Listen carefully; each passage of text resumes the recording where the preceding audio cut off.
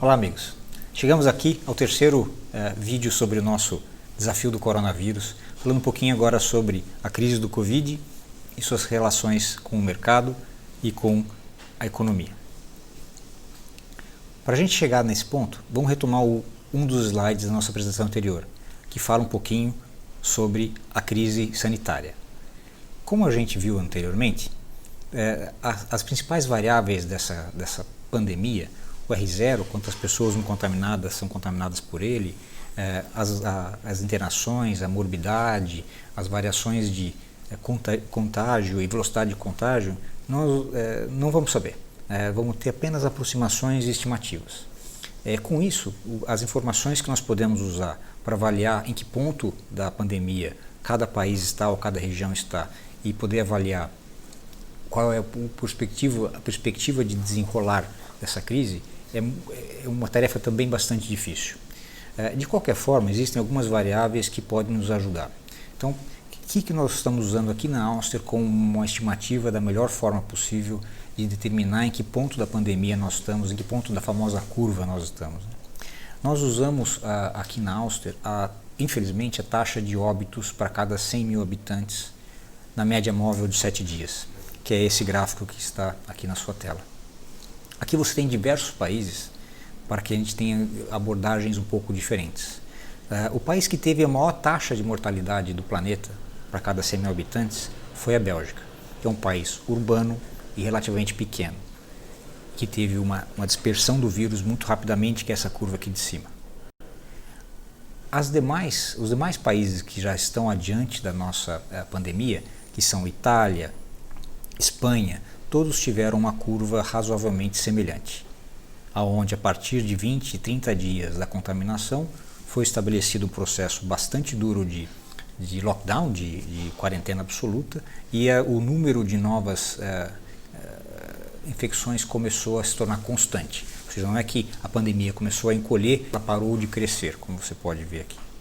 Nos Estados Unidos aconteceu a mesma coisa, mas como é um país muito maior, obviamente, na média, você tem um número que não representa o pior local, que lá nos Estados Unidos é Nova York, e nem os locais onde a pandemia está mais leve, como, por exemplo, Wyoming, que tem uma população muito mais dispersa. Você tem a Alemanha, que é tida como um exemplo de como conduzir a crise, a Coreia do Sul, que conseguiu absolutamente controlar a taxa de mortalidade em uma taxa constante decrescente, e nós temos aqui o Brasil. Essa curva do Brasil, que está chegando próximo da curva da Alemanha, nos leva a crer que, de novo, num país grande, a situação é heterogênea. Há lugares onde a taxa de mortalidade está agindo de uma maneira mais rápida e outras onde a taxa de contaminação é muito menor. Mas, de qualquer maneira, a curva nos diz que nós estamos ainda na ascensão da crise. E esse material foi obtido na data de ontem, dia 4 de maio de 2020. Mas vamos lembrar que esses gráficos de análise da pandemia estão todos sendo publicados na escala logarítmica. Então a distância daqui até aqui, que é de ponto 1, é a mesma distância daqui até aqui, que é 1, que é a mesma distância daqui até aqui, que são 10. Se nós olharmos esse mesmo gráfico agora numa escala linear, a situação é bem diferente. Olha a curva da Bélgica. A Bélgica realmente foi um grande desafio. Eles chegaram a 25 óbitos para cada 100 mil habitantes por dia. E a nossa curva está aqui, bem aqui embaixo, bem próximo da Alemanha. Então, de uma certa forma, nós estamos conseguindo ter uma dispersão do vírus mais lenta, mas ainda de forma ascendente. Nós estamos no começo de maio. Se nós usarmos os dados dos demais países, vamos ter pelo menos mais 30 dias de ascendência do número de óbitos para depois ele começar a diminuir. E aí o fim da crise se projeta para bem mais adiante, agosto ou setembro desse ano. E é claro que as consequências econômicas de toda essa quarentena, toda essa interrupção da atividade das pessoas são enormes. Vamos ver a consequência disso na China lá em fevereiro. Aqui você tem a crise de 2008, o impacto da crise no número de novos pedidos do sistema industrial. Olha o que aconteceu aqui. A crise começou em fevereiro de 2007 com o primeiro resgate do Banco Central americano feito pelo Banco Central Americano contra um banco de investimento nos Estados Unidos. A crise foi se progredindo de 2007 até 2008, quando em setembro o banco Lehman Brothers pede falência, ele entra em falência e a situação se torna um contágio universal originada do sistema financeiro para dentro da economia das pessoas. A taxa de pedidos da manufatura chinesa cai mais lentamente, porque começou em 2007, e depois retoma-se também mais lentamente. Olha fevereiro de 2020. Entra o coronavírus, lockdown, quarentena, e a crise é muito mais profunda. A queda de novos pedidos do sistema industrial, ela absolutamente cai a um patamar extremamente baixo, dramático. Mas não é só na China que isso aconteceu.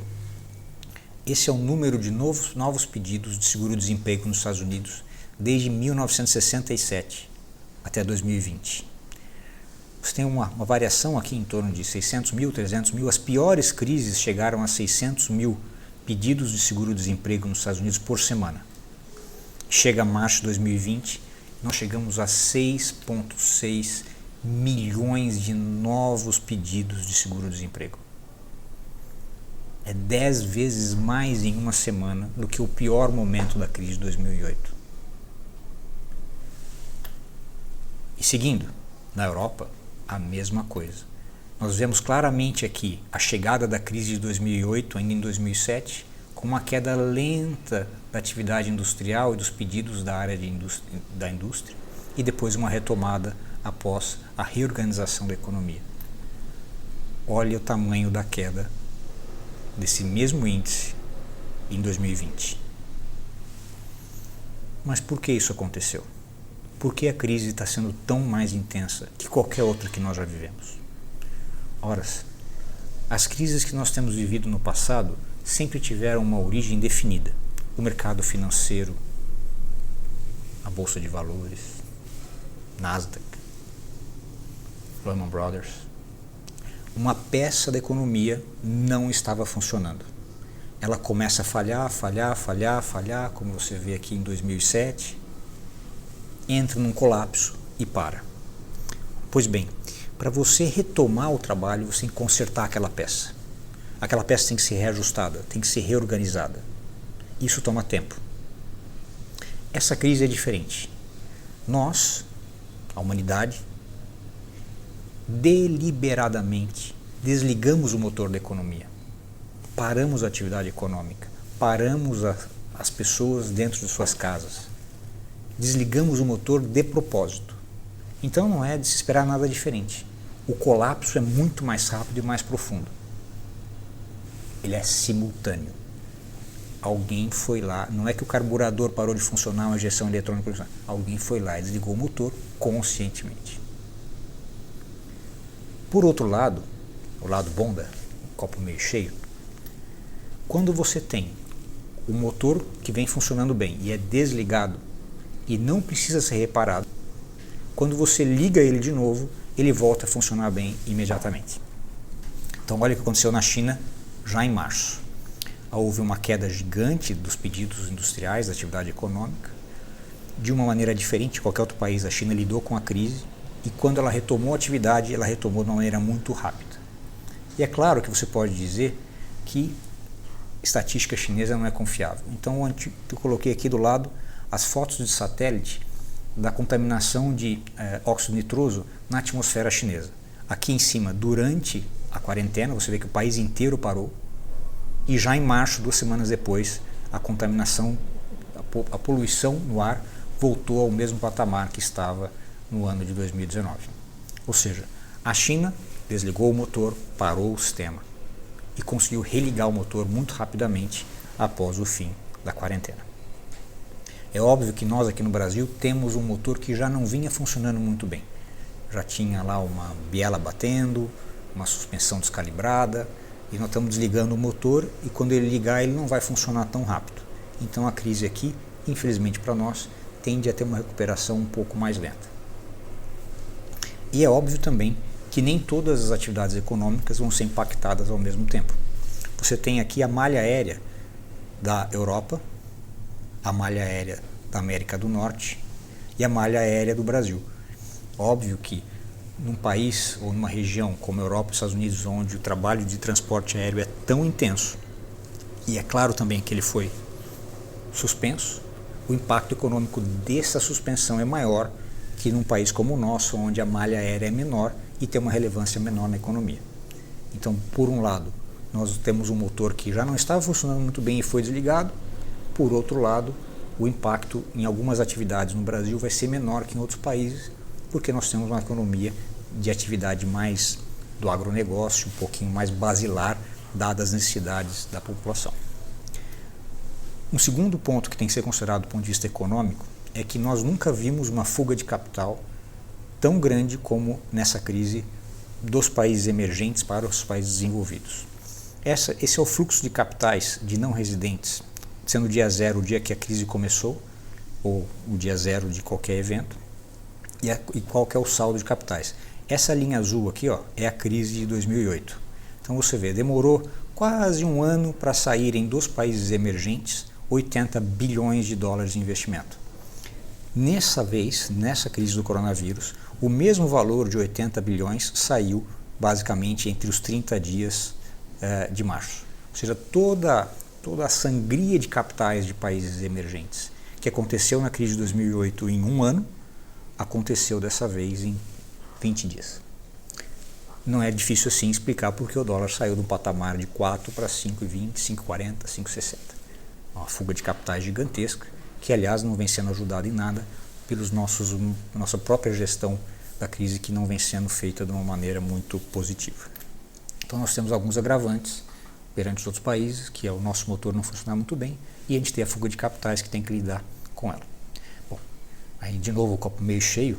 Para o agronegócio, esse dólar mais alto não é de todo ruim.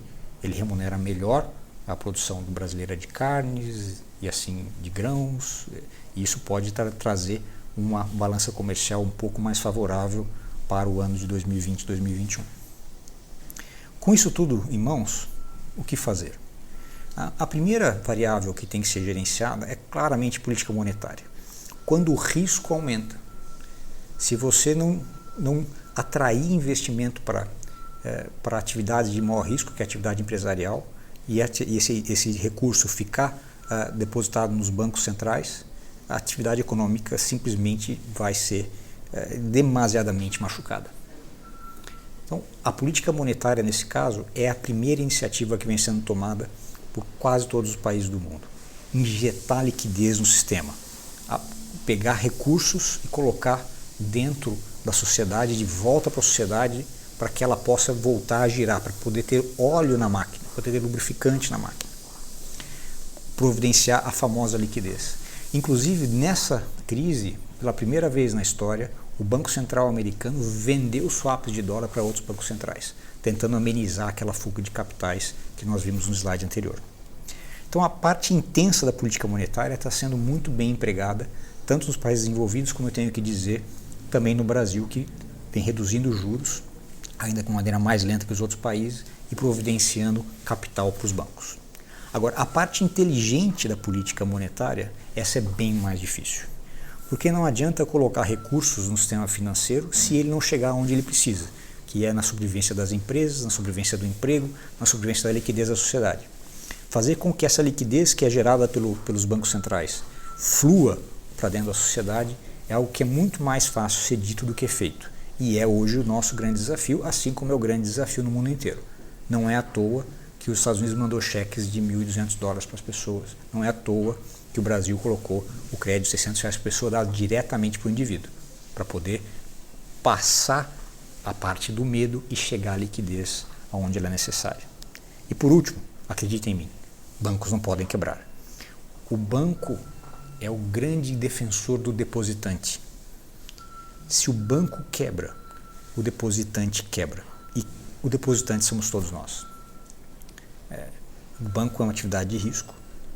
E hoje, uma ruptura bancária seria o pior dos mundos. Isso tudo passado. O lockdown, a política financeira, monetária, a liquidez, a retomada, ligar o motor novamente, fazer ele funcionar da melhor forma possível. vai acabar estabelecendo um novo normal. E o novo normal da nossa vida vai ser diferente do normal que estamos habituados e acostumados a ter na nossa vida. Vai ser um normal com máscaras, vai ser um normal com mais home office, vai ser um normal com mais interferência das pessoas, da sociedade nas pessoas, com mais cobrança social pelas pessoas. A economia vai ter que ser reaberta e tem que ser reaberta aos poucos. Essa abertura, obviamente, tem que priorizar setores fundamentais, aqueles essenciais para a manutenção da vida, e também aqueles setores nos quais a chance de contágio das pessoas simultânea seja o menor possível. E aí, com a retomada nessa ordem do mais prioritário, depois os de mais risco, eu quero crer que em algum momento as pessoas vão se habituar com o coronavírus da forma semelhante que nós nos habituamos com a dengue ou com outras patologias que chegaram e vivem entre nós por tanto tempo. As pessoas vão se habituar com isso e vira paisagem. Nós vamos seguir tendo que proteger os vulneráveis, porque o coronavírus tem uma taxa de intensidade, um risco muito maior para pessoas que são idosas e fazem parte daquele grupo de risco que a gente sabe tão bem. Nós, passado esse processo, podemos ser otimistas e ver lá aquele exemplo da Coreia do Sul, que conseguiu controlar muito bem, e adaptados ao novo normal, com menos contato social, com menos eventos sociais, esperar por um medicamento, por uma vacina, e esse otimismo fazer com que a gente saia dessa crise rapidamente e de uma maneira com o mínimo dano possível. Mas do ponto de vista realista, mesmo com todos esses desafios, nós temos ferramenta para lidar com o processo, que vai ser impossível de aplicar no Brasil, com 210 milhões de habitantes e 8 milhões de quilômetros quadrados, as mesmas receitas da Coreia do Sul. É impossível. Vamos ter que ter um processo um pouco mais tolerante. Mas nós temos ferramentas para lidar com ele. No entanto, nós não podemos deixar com que essa pandemia entre em descontrole, onde as pessoas começam a ter um contágio intenso e simultâneo. Isso leva ao pânico. O pânico leva a falências em massa, leva à insolvência bancária, leva a uma economia de guerra. Isso seria um desastre. Então, a prudência entre a atividade econômica e evitar o pânico pela patologia é uma variável muito importante, que, na minha opinião, só pode ser gerenciada regionalmente, cada região ao seu tempo, com mais tranquilidade possível e com mais serenidade possível. Então, resumindo, nós temos uma crise sem precedentes nas mãos. É um problema gigantesco que nós temos que lidar.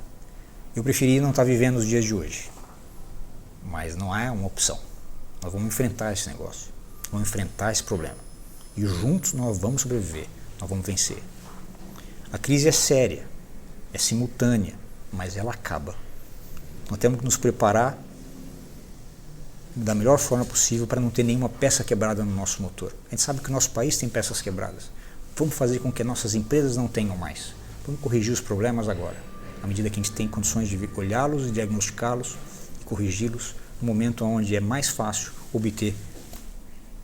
tentar obter pelo menos, a cooperação de todos.